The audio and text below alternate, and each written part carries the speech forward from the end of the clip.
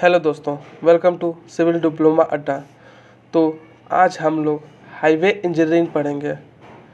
तो दोस्तों, जैसा कि आप जानते हैं कि पुराने समय से ही जो मेन हम लोग का ट्रांसपोर्ट सर्विस रहा है वो आपका रोड ट्रांसपोर्ट ही रहा है। रोड ट्रांसपोर्ट के थ्रू ही आप कोई भी सामान इधर से उधर लेके जाते थे। तो उसको इन्हेंस करने के लिए रोड ट्रांसपोर्ट को हम लोग हाईवे इंजीनियरिंग पढ़ते हैं। तो आइए दोस्तों, पहले देखते हैं कि हाईवे इंजीनियरिंग में आखिर जो रोड का डेवलपमेंट हुआ है वो कैसे कैसे हुआ है। तो सबसे पहला जो रोड बनाया था वो था रोमन रोड। तो रोमन रोड कुछ इस प्रकार से बना था। इसका क्रॉस सेक्शन देखिए। तो इसमें जो लार्ज स्लैब ऊपर भी इस्तेमाल किया गया था और लार्ज स्लैब नीचे भी, और साइड में कर्व स्टोन दिया गया था, और इसके बीच में जो ग्रैनुलर स्टोन्स, लाइम स्टोन्स वगैरह इसमें भरे हुए थे। तो इसका जो थिकनेस था काफ़ी ज़्यादा था, जो कि 0.75 मीटर टू 1.2 मीटर था, जिसकी वजह से ये काफ़ी टाइम टेकिंग भी था रोड बनाने में, और थिकनेस ज़्यादा होने की वजह से कॉस्टली भी था। तो जो रोमन रेड रोड के बाद जो दूसरा रोड बना वो था ट्रेसगॉट रोड। तो ट्रेसगॉट रोड में इसका इन्हेंसमेंट हुआ। इसके इन्हेंसमेंट के तहत जो ट्रेसगॉट रोड है इसमें आप देखिए नीचे लार्ज स्टोन प्रोवाइड किया गया है, और ऊपर फिर ग्रैनुलर स्टोन्स है, और उसके फिर ऊपर डस्ट स्टोन्स है। तो इसमें इसका इन्हेंसमेंट इस प्रकार से हुआ कि इसका थिकनेस काफ़ी कम हो गया। जहाँ यह 0.75 मीटर टू 1.2 मीटर था, ये 30 सेंटीमीटर हो गया, जिसकी वजह से ये कॉस्ट फ्रेंडली भी हो गया। और प्लस इसमें देखिए साइड स्लोप भी प्रोवाइड किया गया था कि जो वाटर लॉगिंग ना हो पाए इसमें। तो 1/45 का इसमें साइड स्लोप दिया गया था, और साथ में इसमें ड्रेनेज सिस्टम भी दे दिया गया कि जो वाटर यहाँ से स्लोप से निकले वो यहाँ पे ड्रेन ना कि इकट्ठा हो जाए पानी। तो जो ट्रेसगॉट जो रोड बोला जाता है वो माना जाता है कि ये 1775 टू 85 था। और ये जो ट्रेसगॉट रोड है ये आपका बेसिकली फ्रांस में देखने को मिलेगा। तो ट्रेसगॉट की तरह मेटकाफ का भी जो ईयर था वो सेम था, पर इनका कोई रिकॉर्ड वगैरह नहीं है कि किस टाइप का रोड इन्होंने बनाया था और क्या क्या प्रोसेस था। तो नेक्स्ट रोड है टेलफोर्ड कंस्ट्रक्शन। तो दोस्तों, टेलफोर्ड कंस्ट्रक्शन में आइए डायग्राम देखते हैं पहले इसका। तो टेलफोर्ड कंस्ट्रक्शन में जो नीचे था वहाँ पे लार्ज स्टोन यूज़ किया गया, ठीक है। और यहाँ पे भी डस्ट देखिए, यहाँ डस्ट प्रोवाइड किया गया है, और जो स्टोन हम लोग नीचे यूज़ किए थे उसका 22 सेंटीमीटर थिकनेस हो गया था। और सेम यहाँ पे साइड स्लोप प्रोवाइड किया जाएगा। तो इसमें और जो ट्रेसगॉट रोड में काफ़ी ज़्यादा डिफरेंस नहीं था। फिर इसके बाद दूसरा रोड आया जो था आपका मैकेडम कंस्ट्रक्शन। तो मैकेडम कंस्ट्रक्शन में जो थिकनेस थी वो लिमिट हो गई, देखिए 30 सेंटीमीटर की जगह 25 सेंटीमीटर हो गया। और इसमें ज़्यादा स्टोन्स, जो बड़े स्टोन्स थे वो आपके सब ग्रेड में चले गए, और बेस कोर्स में देखिए बहुत ही छोटे छोटे स्टोन्स आ गए। और इसका जो क्रॉस स्लोप था वो भी 1/36 हो गया, जिसकी वजह से वाटर ड्रेनेज बहुत आसानी से हो पाता था। और जो सरफेस कोर्स का जो थिकनेस था वो 5 सेंटीमीटर का थिकनेस था, जो यहाँ पे सरफेस कोर्स प्रोवाइड करते हैं। फिर धीरे धीरे मैकेडम रोड में भी इन्हेंसमेंट होता गया। हम लोग सरफेस कोर्स में स्टोन की जगह बिटुमेन यूज़ करने लगे। इस तरह से धीरे धीरे रोड का डेवलपमेंट होने लगा। फिर नेक्स्ट टॉपिक आता है हम लोग का, फिर इसके बाद आता है 3 ईयर रोड प्लान। तो 3 ईयर रोड प्लान में रोड के क्वालिटी को बढ़ाने के लिए और इसे इन्हेंस करने के लिए हम लोग 3 ईयर रोड प्लान लेके आए। इसके तहत जो रोड प्लान था वो 1943 टू 1963 तक इसका प्लान था, यानी 20 ईयर रोड प्लान था, और इसे हम लोग नागपुर रोड प्लान के नाम से भी जानते हैं। तो इसके तहत जो टारगेट दिया गया था वो था कि 16 किलोमीटर हर 100 किलोमीटर स्क्वायर के एरिया में 16 किलोमीटर का रोड नेटवर्क हम लोग को देना था। तो जो ये लक्ष्य था वो पूरा हो गया था 1961 में ही, 1963 से पहले। तो 1961 से फिर बॉम्बे रोड प्लान चला था। इसके तहत 32 किलोमीटर 100 किलोमीटर स्क्वायर के एरिया में कंप्लीट करना था। फिर इसके बाद थर्ड 20 ईयर रोड प्लान आया, जो था लखनऊ रोड प्लान। ये आपका 1981 टू 2001 तक चला था। और इसके तहत जो हमको लक्ष्य मिला था उसका तहत ये 82 किलोमीटर पर 100 किलोमीटर स्क्वायर का नेटवर्क देना था। और जो लखनऊ रोड प्लान था, इसमें जो पैटर्न था रोड का, उसमें हम लोग फॉलो कर रहे थे स्क्वायर एंड ब्लॉक पैटर्न। और जो नागपुर रोड प्लान था, नागपुर रोड प्लान में star and grid pattern follow कर रहे थे। ठीक है, तो ये 3 ईयर रोड प्लान था। फिर नेक्स्ट टॉपिक की तरफ बढ़ते हैं। नेक्स्ट टॉपिक है रोड पैटर्न्स। तो रोड पैटर्न्स में बेसिकली 5 टाइप्स में डिवाइड किया गया है। पहला है रेडियल और स्टार एंड ब्लॉक पैटर्न, जो कि कुछ इस प्रकार से था कि यहाँ पे देखिए स्ट्रक्चर हो जाएगा और रोड ऐसे ऐसे हो जाएगा, और आपका स्ट्रक्चर ऐसे यहाँ इसके बीच में स्ट्रक्चर हो जाएगा रोड के बीच में। और दूसरा था हेक्सागोनल पैटर्न। हेक्सागोनल पैटर्न के तहत रोड नेटवर्क कुछ ऐसा रहेगा और इसके बीच में बिल्डिंग्स लाई करेंगी। ठीक है, इसके बाद था रेडियल एंड ग्रिड पैटर्न। तो रेडियल एंड ग्रिड पैटर्न आपने दिल्ली वगैरह में देखा होगा कि इस टाइप के पैटर्न आप देखेंगे रेडियल दिल्ली में। तो रेडियल एंड ग्रिड पैटर्न में रोड्स आपकी ऐसे ऐसे हो जाएंगी और इसके बीच बीच में बिल्डिंग्स वगैरह हो जाएंगी। और radial and star and block pattern में ये same radial and grid pattern की तरह है। तो इसमें भी देखिए रोड साइड साइड से गई है, बीच बीच में बिल्डिंग्स हो जाएंगी। और रेक्टेंगुलर ब्लॉक पैटर्न में बीच में बिल्डिंग्स रहेगा और साइड साइड से 4 डायरेक्शंस में रोड्स गई होंगी। तो ये 5 टाइप्स में रोड पैटर्न्स है। ये आप देख लीजिएगा, इसका इम्पोर्टेंस भी है कि इसके बारे में जानना भी ज़रूरी है कि किस टाइप के रोड्स है पैटर्न होते हैं। तो दोस्तों, रोड के क्रॉस सेक्शन के बारे में जाना जाए तो रोड का मेन क्रॉस सेक्शन बनता है वो कुछ इस प्रकार से बनता है। ये आपका शोल्डर हो गया, ये हो गया बैटन, ये हो गया कर्व, फिर ये कुछ इस तरीके से आपका रोड हो जाता है। और यहाँ पे आपका मीडियन बनता है। फिर ये आपका सेकेंड लेन हो गया, और ये शोल्डर हो गया, ये कर्व हो गया, ये ऐसे। ठीक है, तो ये जो पोर्शन है इसे हम लोग शोल्डर कहेंगे।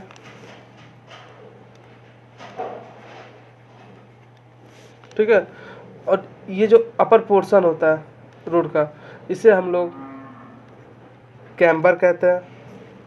और ये जो अप पोर्शन होता है इसे क्राउन भी कहते हैं। ठीक है, और ये जो बीच वाला पोर्शन होता है उसे हम लोग मीडियन कहते हैं।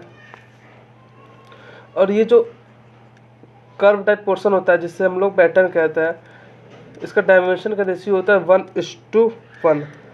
और जो कर्व होता है, कर्व ये जो है आपका कर्व है, इसका जो हाइट होता है वो होता है 15 सेंटीमीटर अप्रोक्स। तो ये था रोड का क्रॉस सेक्शन।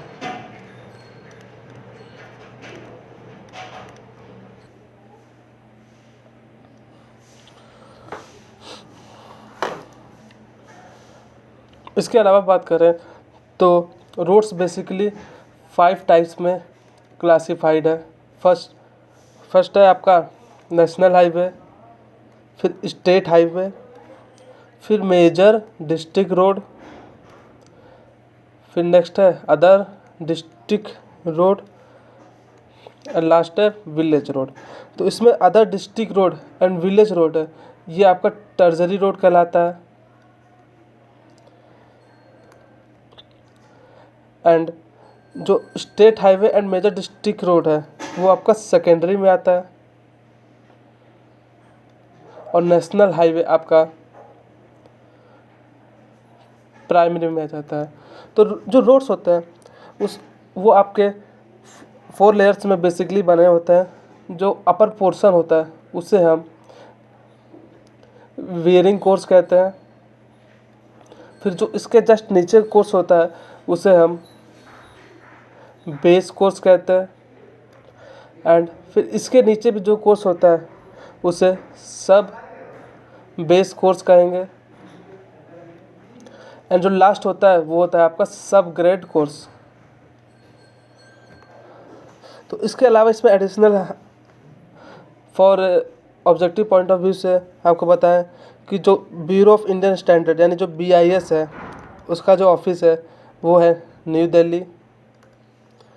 जो CPWD यानी सेंट्रल पब्लिक वर्क डिपार्टमेंट है उसका भी हेड ऑफिस न्यू दिल्ली है। एंड CRRI इसका भी न्यू दिल्ली है। और इसकी जो स्थापना हुई थी वो हुई थी 1950 में। और जो बॉर्डर रोड ऑर्गेनाइजेशन यानी BRO है वो आपका सन 1960 में इस्टेब्लिश हुआ था और न्यू दिल्ली में। और अकॉर्डिंग टू IRC के अकॉर्डिंग जो व्हीकल का डायमेंशन होना चाहिए वो होना चाहिए 10.6 इंटू 2.44 इंटू 3.8 मीटर। सब तीनों यूनिट्स मीटर में रहेंगे। ये IRC के द्वारा सजेस्टेड जो है व्हीकल का डायमेंशन होना चाहिए। ठीक है। इसके अलावा बात करें तो जो आपकी जयकार कमेटी है, जयकार कमेटी, उसकी जो स्थापना हुई थी वो हुई थी 1927 में। और मोटर व्हीकल एक्ट ये आया था 1939 में। और इसके अलावा जो लॉर्ड डलहौजी हैं, डलहौजी, उन्होंने जो PWD की स्थापना की थी वो सन 1865 में किया था। तो ये कुछ इम्पोर्टेंट डेट्स हैं। इसके अलावा NHAI का 1988 में स्थापना हुआ था। और सेंट्रल रोड फंड एक्ट वो आपका 2000 में आया था। तो ये कुछ इम्पोर्टेंट डेट्स हैं जिससे रिलेटेड ऑब्जेक्टिव क्वेश्चंस बन सकते हैं। डेट पूछ सकता है कि मोटर व्हीकल एक्ट किस ईयर में आया था। ठीक है। तो इसके अलावा नेक्स्ट देखते हैं। इसके अलावा पॉइंट बनता है कि जो कंक्रीट रोड होता है, कंक्रीट रोड, वो IRC के अकॉर्डिंग उसका जो स्लोप होता है वो होता है 1/60 फॉर कंक्रीट रोड। और वहीं अगर बिट्यूमिनस रोड हो जाएगा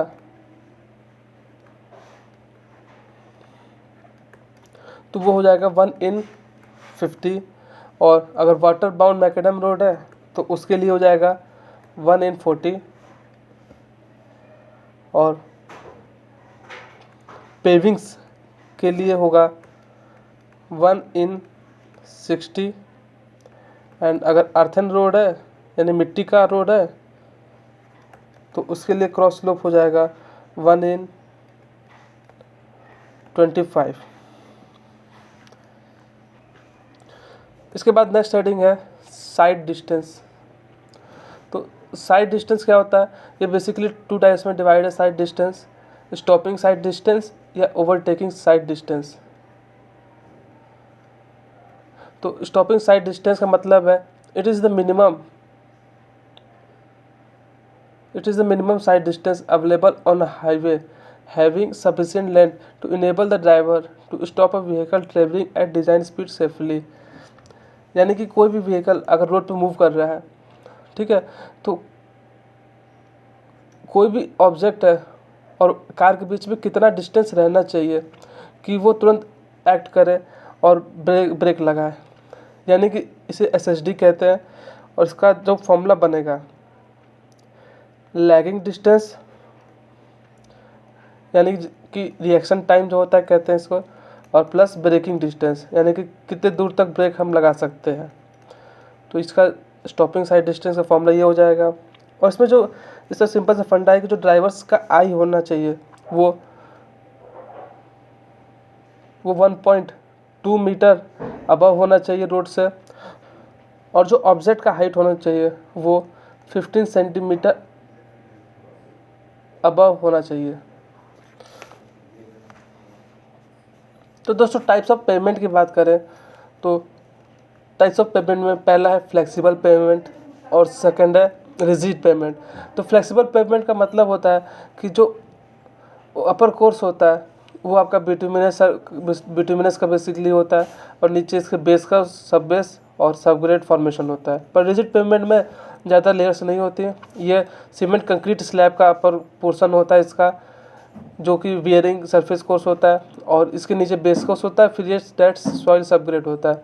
तो जो रिजिड पेमेंट होता है इसमें फ्लेक्सिबिलिटी बिल्कुल नहीं होती, बिल्कुल हार्ड सरफेस होता है। पर वहीं फ्लेक्सिबल पेमेंट की बात करें तो ये आपका इसमें फ्लेक्सिबल होता है।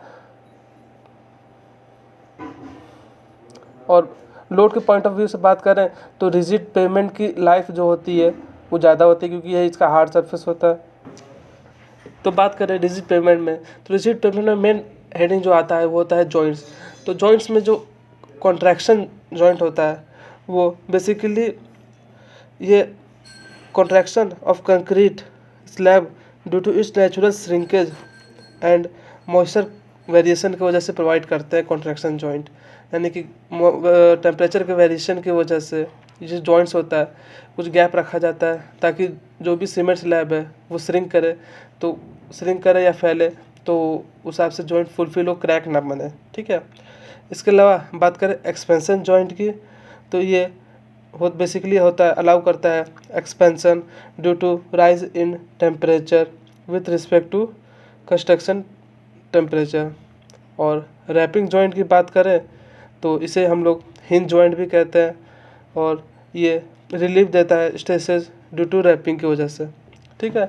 और इसके अलावा ये लॉन्गिट्यूडनल डायरेक्शन में प्रोवाइड किया जाता है, यानी कि इस डायरेक्शन में प्रोवाइड किया जाता है रैपिंग जॉइंट।